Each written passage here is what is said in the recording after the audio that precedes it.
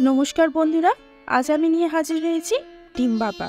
এই রকম ভাপা রেসিপি আমি আপনাদের সাথে আগেও শেয়ার করেছি, কিন্তু এই ডিম ভাপা এক অন্য রকমের জিনিস। আপনারা অবশ্যই কেউ খেয়ে থাকবেন। এটা কিন্তু খেতে সত্যি খুবই সুন্দর হয়।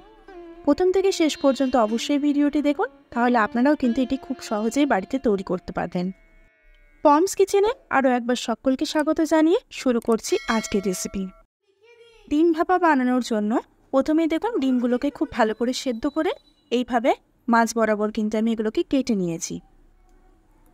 এবার এর মধ্যে দিয়ে দেব পরিমাণ মতো লবণ এবং অল্প পরিমাণ গোলমরিচ গুঁড়ো। গোলমরিচ গুঁড়ো এবং লবণটাকে এবার খুব ভালো করে মাখিয়ে রেখে দেব। ঠিক এইভাবে প্রত্যেকের গায়ে কিন্তু লবণ এবং গোলমরিচ আমি লাগিয়ে নেব। এবার একটা কড়াই বসিয়ে নিয়েছি, কড়াইটা গরম হয়ে এসছে। এর মধ্যে 2 চামচের মতো সর্ষের তেল আমি দিয়ে দেব। তেলটা কিন্তু খুব ভালো করে গরম করে নিতে হবে এবং একটা স্প্যাচুলার সাহায্যে খুব ভালো করে চারদিকে লাগিয়ে নিতে হবে। তেল খুব ভালোভাবে গরম হয়ে গেছে। এবার আমি ডিমগুলোর কুসুমের যে অংশটা সেদিকটা নিচের দিকে দিয়ে এইভাবে ডিমগুলোকে একে একে আমি ছেড়ে দেব। এইভাবে ডিমগুলো দিলে ডিমের কুসুমগুলো কিন্তু ডিমের থেকে আলাদা হয়ে যাবে না, তাই প্রথমে এইভাবেই বেশ কিছুক্ষণ ধরে ভেজে নেব। 2 থেকে 3 মিনিট এক পিঠটা খুব ভালো করে কিন্তু আমি এভাবে ভেজে নেব। তারপর স্প্যাচুলার সাহায্যে অন্যদিকে উল্টে নেব। অন্য দিকটাও 1 থেকে 1.5 মিনিট কিন্তু ভেজে নিলেই হয়ে যাবে। এবার দেখুন সব কিছু আমি খুব ভালোভাবে ভেজে নিয়েছি। এবার একে একে এগুলোকে তুলে নেব। এবার ওই কড়াইয়ের মধ্যে দিয়ে দেব বেশ কিছুটা জল। জলটা যতক্ষণ গরম হচ্ছে ততক্ষণ ওটাকে হতে দেব। অন্যদিকে একটা স্টিলের টিফিন কৌটো নিয়ে নিয়েছি।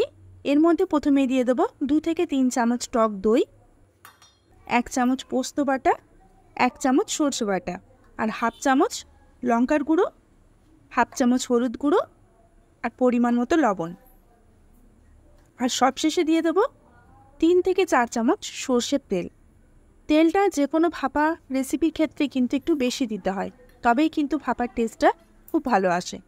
এরপর সব কিছুকে ঠিক এইভাবে মাখিয়ে নেব। দেখুন সব কিছু খুব ভালো করে মিশিয়ে নিয়েছি।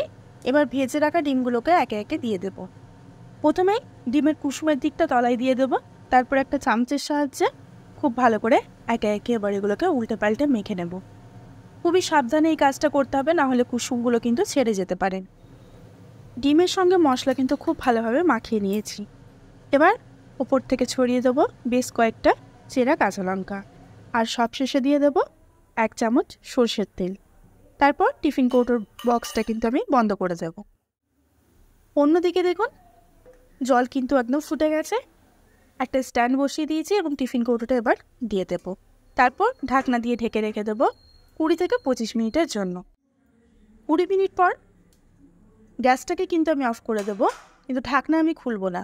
আবারও 15 মিনিটের জন্য ঠান্ডা হতে দেবো, কারণ স্টিলের টিফিন কৌটো কোনোভাবে গরম অবস্থায় খুলতে আমরা পারবো না। 35 মিনিট আমার টোটাল হয়ে গেছে। 35 থেকে 40 মিনিট পর চলুন এবার টিফিন কৌটোটা খুলে নেওয়া যাক। দেখুন কালারটা কতটা সুন্দর হয়েছে এবং জল কিন্তু একদমই ভেতরে নেই। আর ডিমগুলো কিন্তু দেখুন একদম যেমন অবস্থায় ছিল সেইভাবেই গোটা গোটা আছে, কোনোভাবে কিন্তু ভেঙে যায়নি। এবার গরম গরম ভাতের সাথে সার্ভ করব এই ডিম ভাপা। এই রেসিপিটা বানানো কিন্তু খুবই সহজ এবং খুবই তাড়াতাড়ি তৈরি হয়ে যায়। আপনাদের বাড়িতে কোনো গেস্ট এলে অবশ্যই আপনারা এটা সার্ভ করতে পারেন। আপনারাও বাড়িতে একদিন তৈরি করুন এবং আমাকে কমেন্ট করে অবশ্যই জানাবেন আমার এই রেসিপিটা আপনাদের কেমন লাগলো। আমার রেসিপি যদি ভালো লেগে থাকে তাহলে অবশ্যই লাইক, শেয়ার, কমেন্ট করবেন।